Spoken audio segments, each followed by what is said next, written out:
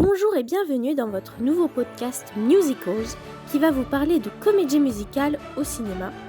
Alors moi je m'appelle Ariane Boffy et je suis une grande passionnée de comédie musicale, j'adore ça, j'en regarde tout le temps, je suis énormément fan, dès que je peux en voir en live j'y vais.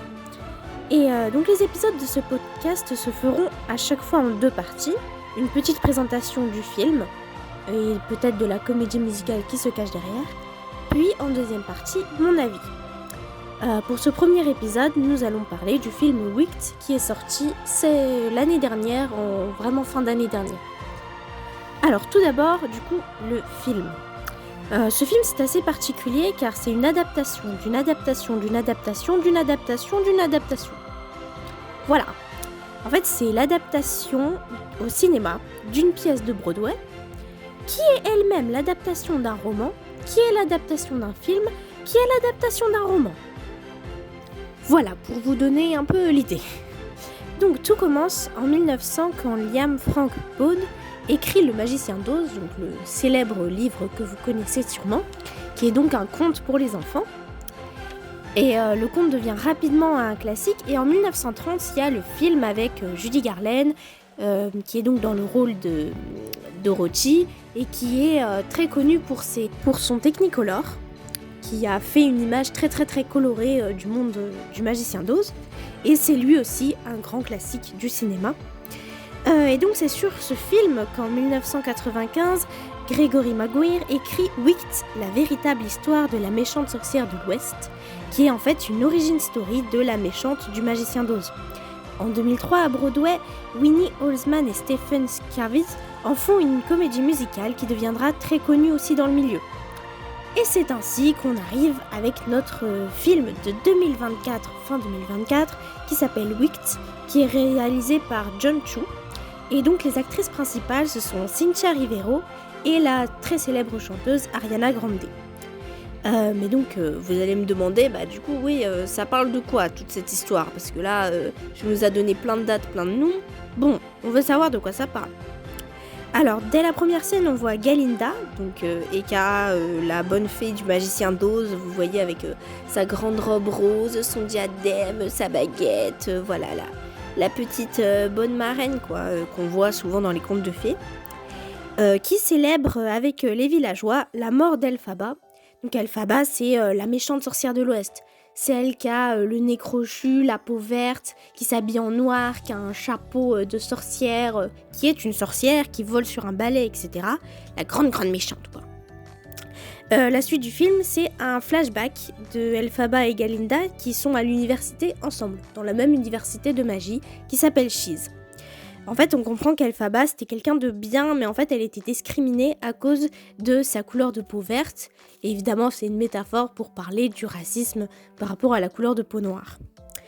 Et aussi à cause de ses goûts vestimentaires, parce qu'elle s'habillait beaucoup en gothique, etc. Et elle avait aussi des pouvoirs qu'elle ne contrôlait absolument pas du tout et qui souvent faisaient des dégâts, embarrassaient ses proches, etc. Galinda, au contraire, c'est une pain-bêche, vraiment. Elle aide les autres que pour bien se faire voir et pour s'aider elle-même. C'est-à-dire qu'à un moment donné, il y a un garçon qui veut l'inviter à un bal et en fait, elle le met en couple avec une autre fille, mais en fait, elle crée pas ce couple pour que les deux soient heureux, elle crée ce couple pour se débarrasser du gars. Et elle fait plein de gestes comme ça, de fausses aides en fait, qui je trouve sont assez réalistes, parce qu'il y a beaucoup de gens hélas qui sont comme ça dans la fausse aide, qui aident que pour bien se faire voir ou pour s'arranger quoi. Et donc en fait Elphaba au début elle était seulement pour accompagner sa sœur qui était en fauteuil roulant, qui voulait aller à l'université de magie, mais évidemment il y a eu ses pouvoirs qui se sont déclenchés et du coup il y a une professeure de magie qui lui a dit écoute, moi ça m'intéresse tes pouvoirs, c'est quelque chose d'intéressant ça. Et du coup elle la prend sous son aile pour une formation. Et Galinda est très jalouse parce que Galinda elle aimerait bien avoir aussi une grande formation de magie, devenir une grande sorcière, etc. Mais sauf que Galinda elle est nulle, voilà. Et du coup en fait Elphaba elle a nulle part où dormir, du coup elle va dormir dans la chambre de Galinda. Parce que Galinda de base elle avait une chambre privée et on lui a dit non. On va te mettre Elphaba. Et donc évidemment, elles ont des caractères très très différents et ça va pas très bien se passer au début, elles vont se détester. Mais après, il va y avoir une scène très très émouvante où, en fait, à un bal, il y a Elphaba qui va encore se faire humilier parce qu'elle a la peau verte, parce qu'elle est différente. Et en fait, Galinda, elle va être touchée et elle va danser avec elle. Et c'est une scène très très très très belle. Et donc, à partir de là, elles vont devenir amies, les deux. Et donc, on voit aussi que dans le monde d'Oz, les animaux, ils peuvent parler, ils sont intelligents, etc. Mais il y a beaucoup d'entre eux qui perdent leur travail, qui perdent leurs facultés, etc., qui se font en fait un peu censurer. C'est un peu, ils appellent ça la culture animale, qui se fait un peu censurer. En fait, les gens veulent plus voir les animaux, et un peu, encore une fois, de la discrimination. Bon, il y a beaucoup d'éléments dans ce film, hein. C'est un film de presque 3 heures, donc je vais pas trop vous spoiler, je vais essayer de pas en dire plus, mais je vais sûrement développer en parlant de mon avis. En tout cas, c'est que le 1. On attend le 2. Alors moi, j'attends le 2 avec impatience. Mais voilà, c'est la première partie.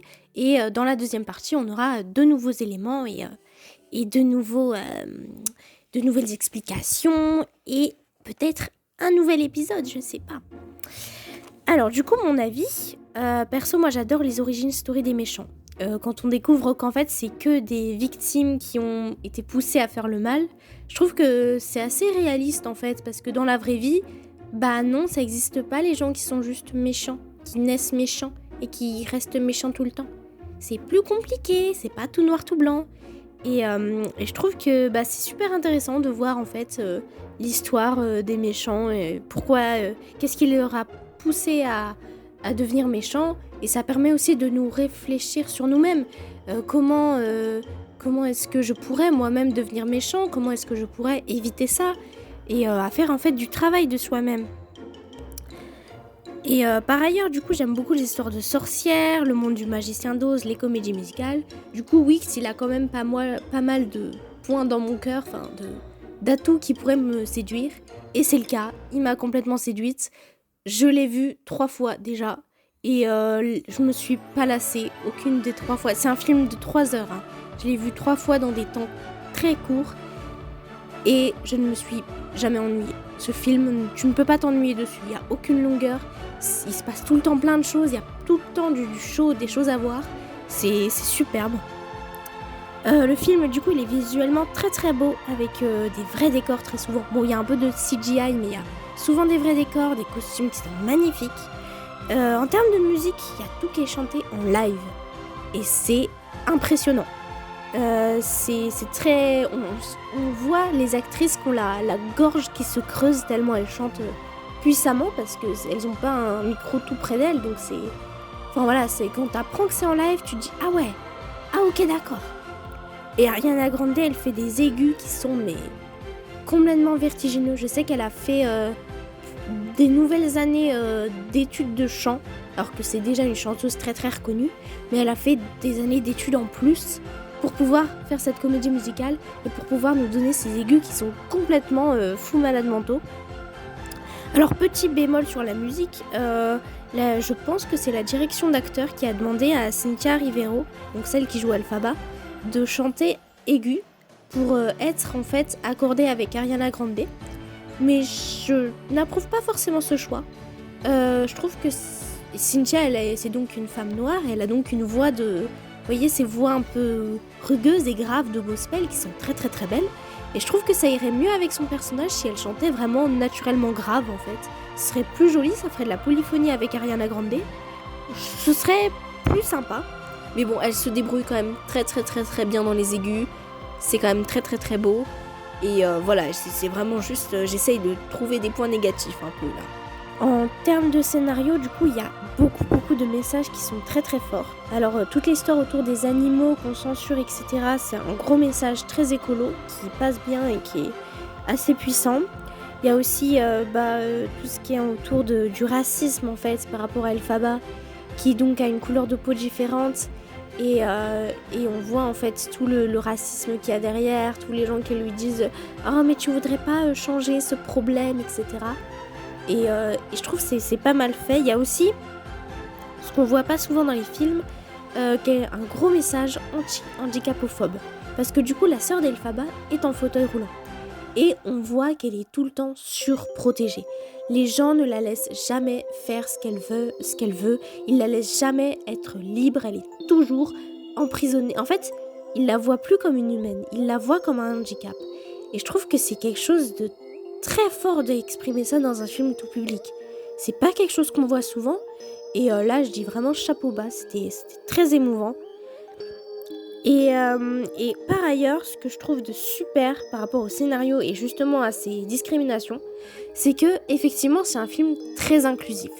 Il y a plein de gens qui ont dit « Oh, c'est un film woke, gna gna gna gna gna ». Dans les figurants, c'est super cool parce qu'on voit toutes les morphologies, on voit des nains, des grands, des obèses, des maigres, toutes les couleurs de peau, des albinos, on voit des femmes en pantalon, des femmes en robe, des hommes en robe, des femmes en pantalon, enfin on voit toutes les identités, toutes les personnes, et ce qui est la réalité, parce que quand on se balade dans la rue, c'est pas tous des hommes blancs, quoi, enfin c'est un peu woke ce que je suis en train de dire, mais en soi c'est vrai. Est-ce que quand vous vous baladez dans la rue, tout le monde se ressemble? Non, il y a de la différence, et du coup cette différence elle est célébrée dans ce film à travers les figurants, mais aussi à travers du coup les personnages qui représentent un peu des communautés entre guillemets, donc les handicapés, les personnes de couleur, etc.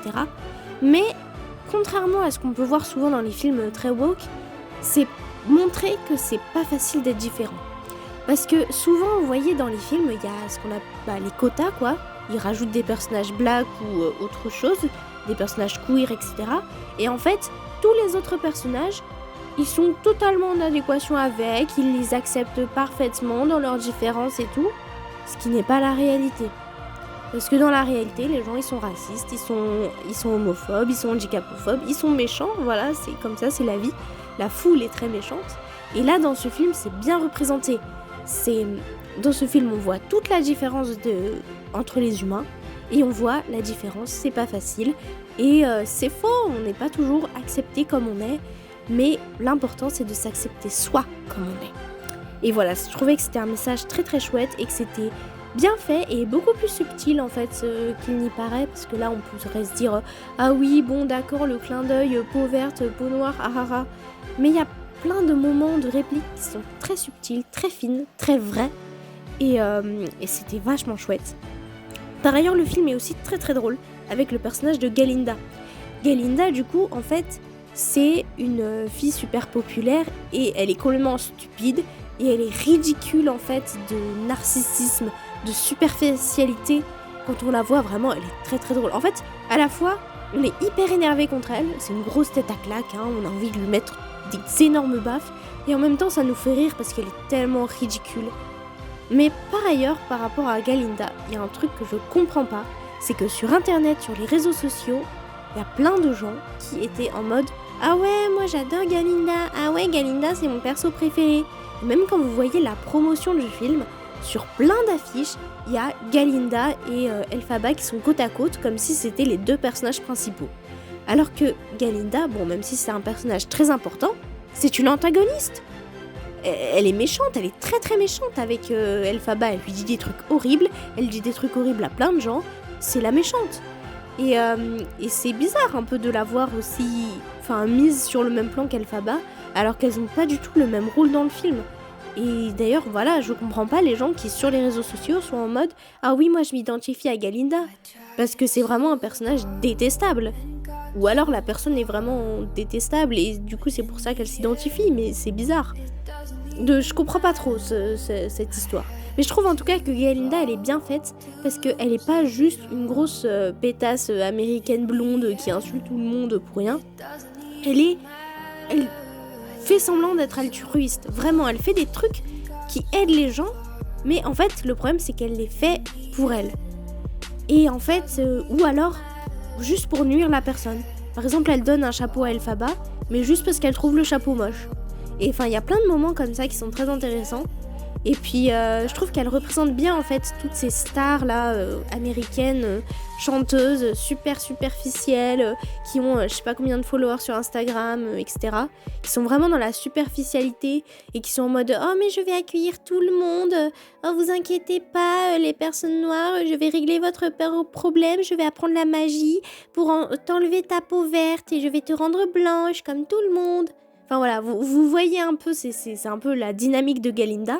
Et je trouve que c'est bien fait, c'est plus subtil que d'habitude. Et c'est très drôle aussi parce qu'elle est, elle est ridicule dans sa superficialité et dans sa bêtise. Donc voilà, c'était mon avis sur le film Wicked. J'espère que cet épisode vous a plu. N'hésitez pas à me dire en commentaire si votre avis à vous sur le film, si vous êtes d'accord avec moi ou pas. Si vous avez envie de le voir, si vous ne l'avez pas vu, etc. Et surtout, si vous avez des idées pour des prochains épisodes, parce que moi j'ai plein d'idées, mais je sais pas lesquelles vous voudriez que je travaille en premier. Donc voilà, abonnez-vous si vous voulez avoir d'autres épisodes et gros bisous!